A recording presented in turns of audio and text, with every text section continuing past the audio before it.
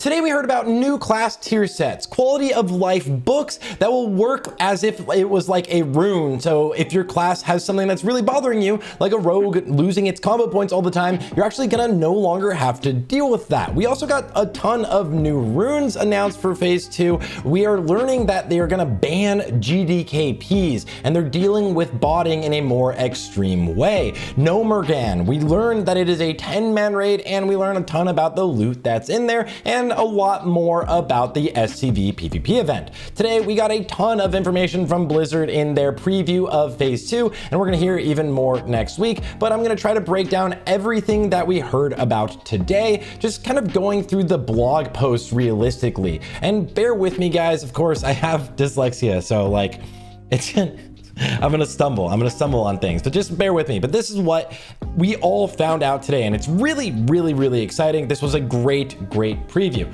First of all, the Gnomeregan raid is a 10-man raid. It will have 6 bosses inside of it, and we will have new class tier sets inside. There will be epic loot as well as some like cosmetic loot and some fun things sprinkled in there. I'm definitely guessing we're gonna get the Mechano Strider mount from one of the bosses, but they also talked about how some of the bosses will be changed. But this raid, like BFD, will be a leveling raid, right? And we actually got more information about that for BFD, but it just basically means this raid won't be the hardest raid in history. So don't expect the hardest raid in history, but there's definitely going to be new mechanics within the BFD raid where the bosses are updated. Some things like the crowd pummeler, manual crowd pummeler, is moved to a different location where there is literally a crowd around you cheering either for the pummeler or for you. And we're going to have to fight them to try to get new items like the new atomic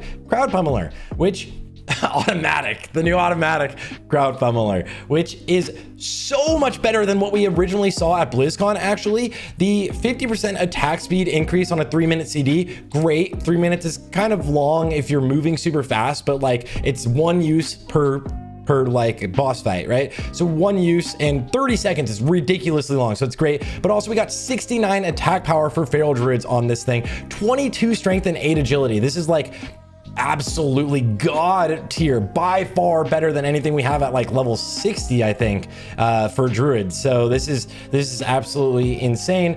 Also, we are getting things like the testament of enhanced blessing, where your blessings now will bless things for a lot longer, right? Like right now paladins have to bless everyone for 5 minutes, so that'll be nice. And we also are going to get a lot of like enhanced items to professions, and we'll go into all of these, but just look at the stats on this helmet. Crazy. And on top of that, you get 1% hit and you get an actual on-use effect. It looks like all of these have on-use effects. So just going over the new loot itself, there is a version of Edge Masters, kind of the gloves, leather gloves for basically all melee users will be able to use this. That increases your skill with fist weapons and maces by 5. This gives us a hint that we're gonna get some fist weapons and maces in here. Definitely some epic, maybe, fist weapons and maces. I keep talking about like a wrench, a literal wrench that would be the epic weapon or one of the epic weapons in here. And I know we're getting another one-handed mace, but then that's kind of fast. Maybe if we could get a slower epic wrench,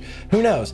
A mace that gives you 16 attack power, 7 stamina. Domesticated attack chicken. I genuinely think this is going to be one of the strongest items in the game that everyone should go for, because I believe it is gonna be the answer to gnomish battle chicken. Basically, if you don't know already, gnomes are the only race that will have access to gnomish battle chicken at level 40. And what it meant is they are the only class that has the chance of getting a 5% attack speed proc from their battle chickens, which also meant that anyone that wanted to parse or pump a raid literally had to be gnome just for this phase. I kind of have called it multiple times saying they're gonna do something about that, or either Warcraft logs would ban it, but the domesticated attack chicken, I apologize, is kind of what it looks like their answer. And I think that's kind of amazing. So definitely go for that. Try to get it right away. We have a trinket, an on-use trinket that gives you 1% dodge, but also gives you 1,000. Oh my God, 1,000 armor, 1000 armor. That's crazy for 10 seconds. Not only is this godly for tanks, but this is ridiculous in PvP. Even if it reduces your movement speed by 60%, you literally like won't be able to die in PvP. So people are going to be definitely going for this, although it probably should go to tanks. Really, really good trinket. A mace that increases your healing by 20. That is a one-handed mace that kind of goes with an offhand that they're showing you right here. That gives you 14 spell damage and healing. That's very, very strong for this level. 14 just from your offhand. And obviously I showed you the automatic crowd pummeler. Now we have some additional items, some things that are more for fun, like the Trog Transfiguration 3000, which will turn you into a Trog. This is awesome. There's not really enough items, I think, in classic World of Warcraft that change your cosmetics, and it's just really, really fun, to be honest. I love it. Arigrar's Whimsical World Warper, which will teleport you somewhere, but who knows where it's gonna take you.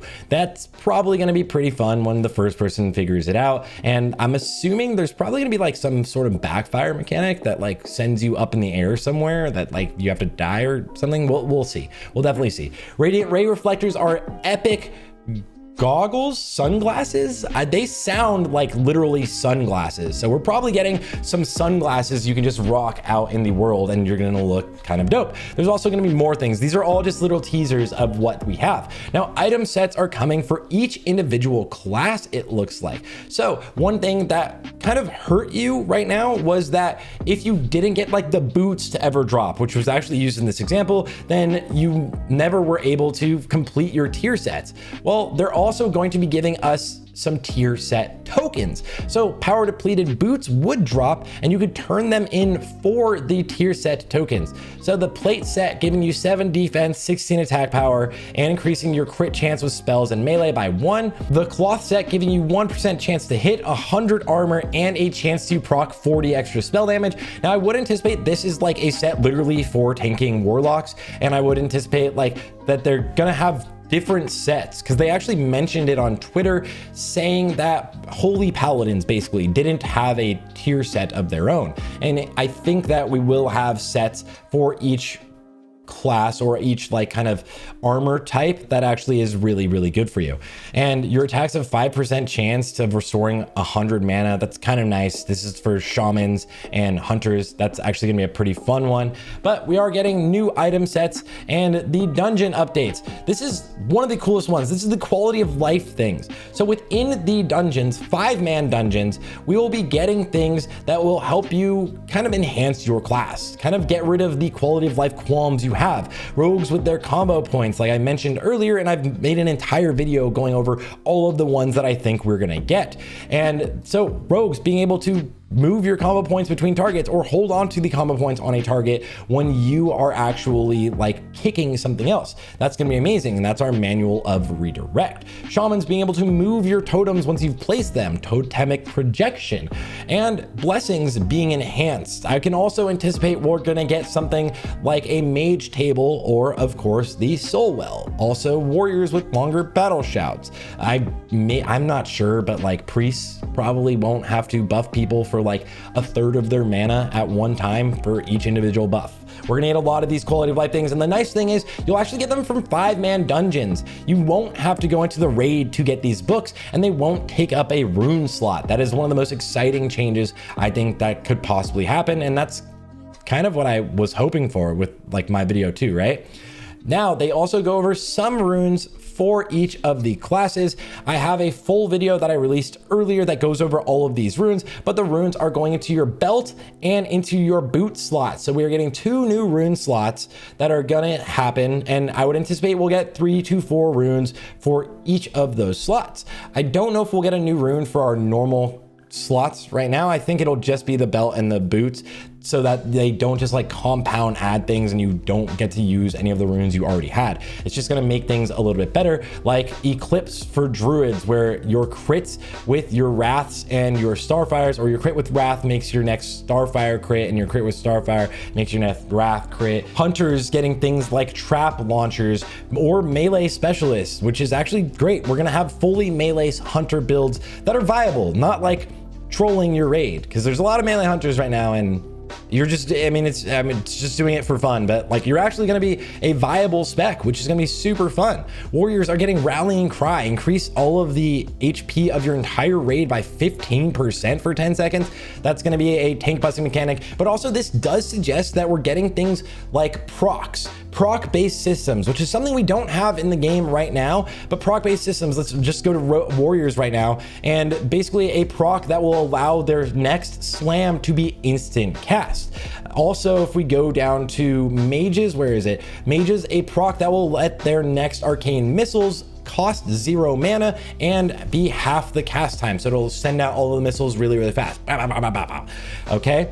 So we are going to have a proc-based system definitely coming into the game, which is something that you, again, do not really have in Classic. Shamans getting the same thing with Maelstrom Weapon, where their procs will happen to stack up, and then they get an instant cast of anything like a Chain Lightning or a heal. So that'll be really nice. Now, the PvP updates. We heard about the Blood Moon. This is the STV event, guys, and this is going to be really fun. It's going to be predictable when it's going to happen, because it's going to happen every 3 hours. One of the major qualms everyone had with Ashenvale was you never knew when it would happen, and you kind of always had to like check in your guild !Ashenvale or something to try to know when it was going to happen. So they made it a lot more predictable. The duration is going to be 30 minutes, and of course this is in Stranglethorn Vale. So if you go to Stranglethorn Vale, when this is happening, the entire zone will turn red and you will start collecting things for the Blood God. Basically, you're gonna have to do a lot of PvP, kill people, and collect their tokens and turn them in for rewards. Now, if you don't want to actually participate in this, you just wanna level in STV and you're on a non-PvP server, then you can opt out of the event. There's literally an option to opt out of the event, which I think is something that's pretty nice. It's something that I don't know if everyone had the option to do in Ashenvale, and that's probably a complaint a lot of people had. Now, if you do something like stack up in a raid, then you will actually get less rewards if you stack up in a raid. That's something that was mentioned. If you stack up in a raid group, you're gonna get punished. So it'll encourage people to go out on their own or in a 1 to 5 man group, so that you don't run into like entire raids wiping the entire continent. Hopefully it's enough of a punishment to make this actually fun instead of a one-sided battle. That's of course always the fear, and hopefully we'll actually figure out PvPing, but this seems like it's genuinely a PvP event. There's not other objectives to get done. It's just like go out, PvP, fight, good luck, have fun. And so that's what we're gonna be seeing with the STV event, as well as some unique items and unique rewards. Something like new mounts that I think they didn't even say were only gonna be usable in the zone. So we're gonna have some unique mounts you can get, as well as some unique items that are class specific. Look at this, Sanguine Skull Crusher for warriors specifically, a 2.3 speed epic mace, 10 stamina or 10 strength, 6 agility, 31.1 DPS. This thing is amazing. Now also for mages, look at this ring, 16 fire damage, 9 stamina, 6 intellect. These items are like literally level 60 level. These are so incredibly good. Obviously not the melee weapon because the DPS would go up, but 16 damage is amazing. And mages are obviously probably going to be doing a lot of fire damage in next phase. If you've looked at their talents right now, it's going to be pretty cracked out. So the PvP event won't be associated with a world buff, but there will be a world buff in the Gnomer raid. So just know there's no new world buff from the PvP event, only a buff from the Gnomer raid. So it will be boonable, and you won't have that issue like we had with the Ashenvale buff, where we actually still had to not play our characters because you wanted to save the buff. Now for PvP updates, they talked about basically reducing your chances to go up against a pre-made. It's no longer fun to queue into Warsong Gulch if you're always going up against 10 people working specifically together. You want to play a queue. You want to queue into a group that's just like you. So if you have between 1 and 5 players, you have a higher likelihood. So if you have a group, if you are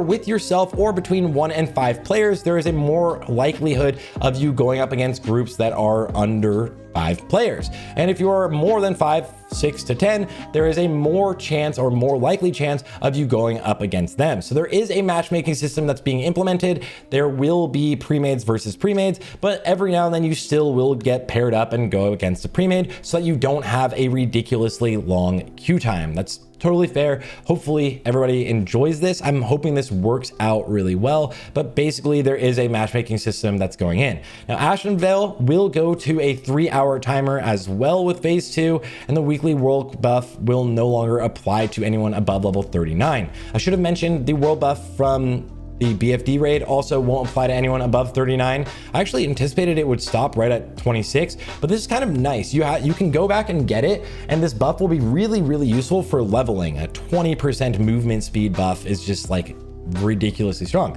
Now for professions, all professions will also get more unique items, and they're adding items to each and every single profession, including the professions that aren't like the main, like leatherworking and blacksmithing. You're also going to get some alchemy items, and enchanting items, some epics, so you won't get punished for not having a specific profession. Not as much, I would say. There's still going to be a meta. There's always a meta, and professions will cap at 225. No one will be able to do a specialization. Looking at gnomes specifically, so don't worry about that. There will be a new epic quest chain that unlocks, but they're not gonna completely spoil that. But if you look at some of the items, leatherworking with this mail helm, this is very, very strong. If you are a hunter or a shaman, you're definitely gonna be going for this. If you are a tailor, there is a helmet as well, and all of these have on-use items, which is like pretty nice. I mean, the tailor one is really, really good. 50 damage and healing for 12 seconds and reducing the mana cost of all spells for 12 seconds. That is like in itself a best in slot trinket just from doing this. It's a 10-minute cooldown, which is a little bit long, but that makes sense. So you're gonna have to choose when to use this. But if you're also, like I mentioned, one of those other professions, then don't worry, you're not getting punished. We have this enchanting sigil, which gives you increased spell damage and attack power, just raw spell damage and attack power. It's really nice. Alchemy, with alchemy, you're getting basically like an alchemy stone that is gonna give you an extra health and mana potion that also, when you use it, gives you extra spell damage. And this is really, again, something that's really nice. All professions will feel very unique and have some very strong abilities to them. Now, Blizzard is officially banning GDKPs. That's right, GDKPs are out. If you were running raids for gold and you were trading items for gold, bidding on them for gold, that's no longer going to be allowed. I'm not sure exactly how they are going to monitor this or turn it down, but that's just what's happening. You're no longer going to have GDKPs in the game. This was something that a lot of people were frustrated about in the game because it encourages gold buying, and Blizzard is kind of trying to get rid of the bots and gold buying system. But I would wager if you have a ton of gold already, you're really set really well. Some people have ridiculous amounts already in the economy, and it's going to be interesting to see how that's toned for the next phase. And the last thing they mentioned today is that it's never too late to join Season of Discovery. Like they said beforehand, the leveling process from 1 to 25 will have increased experience as you move on into the next phase. That means in next phase, you will be able to boost yourself up or get up to 25 really quickly to start experiencing the new content from phase 2. And with this comes the new ways that you're going to be able to gain experience in phase 2, because if you did all of your quests, you're kind of hurt yourself a little bit to level from 25 to 40. They did say that the BFD raid itself will have increased experience, and I'm anticipating it's a lot of experience. So you're gonna wanna run this right at reset or right at launch, because it's gonna have a lockout, but it's gonna give you a ton of experience. So run it at least once. It'll be a very quick way to boost up, probably get a level or 2, maybe even. This is going to be a leveling raid like they mentioned. Now on top of that, they did say that the waylaid supplies will get an adjustment, meaning that they will give you more experience for turning those in. I don't know if that means the ones you already have completed, but if it does, it means stack those like now. That is everything we learned today about Season of Discovery Phase 2. Thank you all for watching, and of course, if you want more updates on Phase 2, make sure to subscribe to the channel. All right, bye. I'll see you on the next one.